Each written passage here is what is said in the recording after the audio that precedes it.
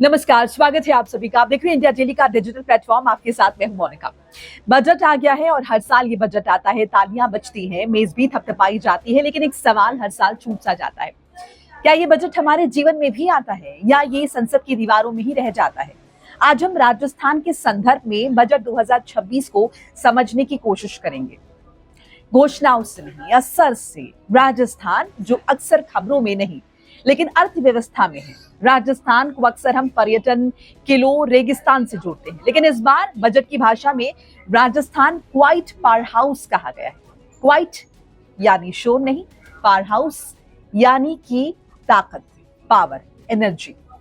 तो क्या सच में राजस्थान ताकत बन रहा है या सिर्फ ये एक नया जुमला है? भीलवाड़ा, धागों से अर्थव्यवस्था बुनने की कोशिश। भीलवाड़ा का नाम आपने सुना होगा, और अगर नहीं सुना तो हो सकता है आपने उसकी बनाई शर्ट्स पहनी हो।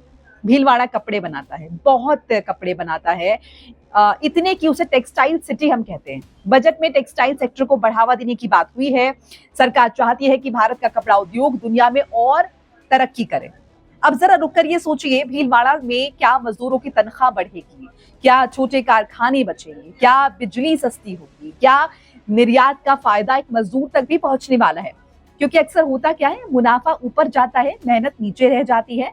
अगर टेक्सटाइल बूम आता है तो वो भीलवाड़ा के मजदूर के घर तक भी पहुंचना चाहिए, वरना ये सिर्फ रिपोर्ट्स में रहेगा। रेगिस्तान और सूरज, अब रोजगार की उम्मीद। राजस्थान का सूरज बहुत तेज है, इतना तेज कि लोग उससे बचते हैं, लेकिन अब वही सूरज कमाई का जरिया बताया जा रहा है। Solar energy, green energy, renewable energy, renewable future. बड़े बड़े सोलर पार्क लगेंगे, निवेश आएगा, बिजली बनेगी। अच्छी बात है, बहुत अच्छी बात है, लेकिन फिर वही सवाल, क्या गांव के युवाओं को नौकरी मिलेगी?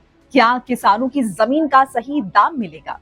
क्या स्थानीय लोगों को हिस्सा मिलेगा या फिर बिजली शहरों में जाएगी और गांव में सिर्फ तार रह जाएंगे? सोलर क्रांति तभी होगी जब उसका फायदा स्थानीय लोगों को दिखे, मिले। अब आप आपकी रसोई की बात के बारे में जरा सोचिए। बजट की सबसे सच्ची परीक्षा टीवी स्टूडियो से हटकर अगर हम देखें तो वो किचन में होती है, रसोई में होती है। सरकार कहती है कुछ चीजें सस्ती होंगी, कुछ महंगी होंगी, लेकिन आम आदमी पूछता है मेरा खर्च कम होगा या नहीं? अगर दाल, तेल, गैस, सब्जी हर महीने बजट बिगाड़ दे तो जीडीपी की ग्रोथ, घर की चिंता नहीं मिटाएगी। क्या सस्ता हो सकता है, इस पर बात करते हैं।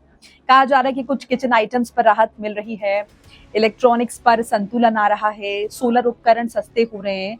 लेकिन आपने नोटिस किया होगा, सस्ता शब्द हमेशा हो सकता है के साथ आता है, पक्का कुछ नहीं होता। अब क्या महंगा हो सकता है? लग्जरी आइटम्स, इंपोर्टेड सामान, कुछ ट्रांसपोर्ट लागत, पर आम आदमी के लिए हर चीज जरूरी है। उसके लिए लग्जरी और जरूरत का फर्क सरकार से अलग होता है। अब जैसे युवा, जिनका नाम हर बजट में आता है, जिनका जिक्र हर बजट में होता है, हर बजट में युवाओं का जिक्र होता है, स्किल डेवलपमेंट की बात होती है, स्टार्टअप्स की बात होती है, रोजगार का जिक्र होता है, लेकिन युवा ये पूछता है कि नौकरी कहाँ है?